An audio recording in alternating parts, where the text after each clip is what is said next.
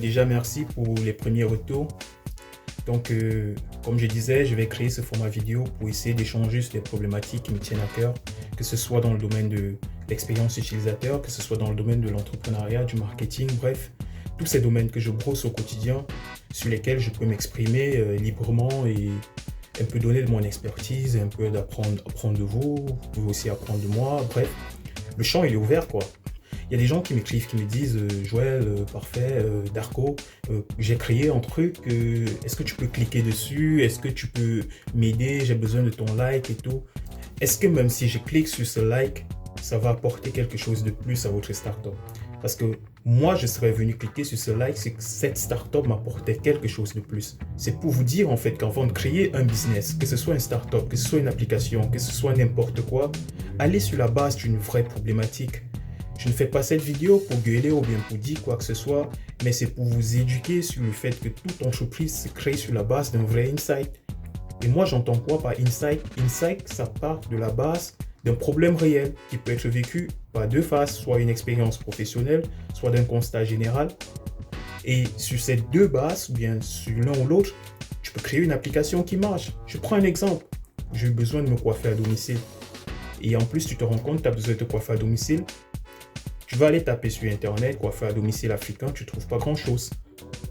Mais voilà un insight. Je viens de trouver un problème. Et si à ce moment, quelqu'un m'envoie un message, me dit Darko, clique sur mon truc, c'est un coiffeur à domicile. Bam, j'aurais cliqué volontiers parce que ça tombe net au moment où j'ai besoin d'un coiffeur à domicile déjà. Tenez pas compte de ma coiffure. C'est vrai, j'aime laisser la barbe, mais c'est le confinement. Créer une entreprise, en général, je ne parle même plus de start-up. Il faut partir sur la base d'un vrai insight. Et lorsque vous serez parti sur la base d'un vrai insight, vous allez créer de la valeur. Une entreprise qui marche, c'est une entreprise qui rapporte de la valeur. Et moi, j'entends par valeur ce que tu donnes de plus par rapport aux autres. Il y a aussi autre chose, tel que je parlais. En plus de la problématique, les gars sont nombreux sur Terre. Tu te rends compte que tu vas créer un truc là et forcément quelqu'un avait déjà réfléchi la même chose quelque part. Donc du coup, avant de créer, il faut faire une période de recherche. Donc du coup, sur la base de la recherche, tu peux trouver soit des concurrents qui ont étudié ton projet de bout en bout, soit des concurrents qui répondent à une problématique sur une partie de ton projet, soit des concurrents qui essaient d'aller carrément dans le sens de ton projet et tu peux t'inspirer carrément parce qu'on ne dit pas que c'est tricher, parce qu'il y a des gens qui ont dit non, j'avais une idée, c'est mon idée, ne touche pas mon idée. Non, une idée reste une idée lorsqu'elle n'est pas réalisée. Et même quand elle est réalisée, tu viens, tu rapportes un tout petit peu sur cette idée, forcément ce n'est plus la même. Donc du coup, toi, tu peux aller sur une valeur que tu as proposée en plus et développer un truc de gigantesque.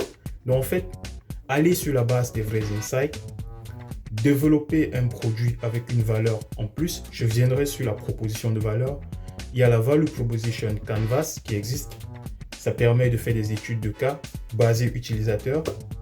Et aussi, il y a des gens qui développent des applications pour le fun en fait. Moi, j'ai eu à développer des solutions juste parce que je savais le faire. Tu es ingénieur, tu es autodidacte, tu arrives à développer une application. C'est pas pour autant que tu vas créer une startup. Tu peux être bon pour le développement, mais tu ne peux pas être bon en entrepreneuriat. Je pense que tout ça se complète. Tu peux être bon en entrepreneuriat, mais tu n'as pas les compétences techniques pour développer une startup. Mais à la limite, c'est pas parce que tu sais faire les deux que tu crées forcément un produit qui marche. C'est un monde compliqué sur lequel il faut réfléchir avant de se lancer.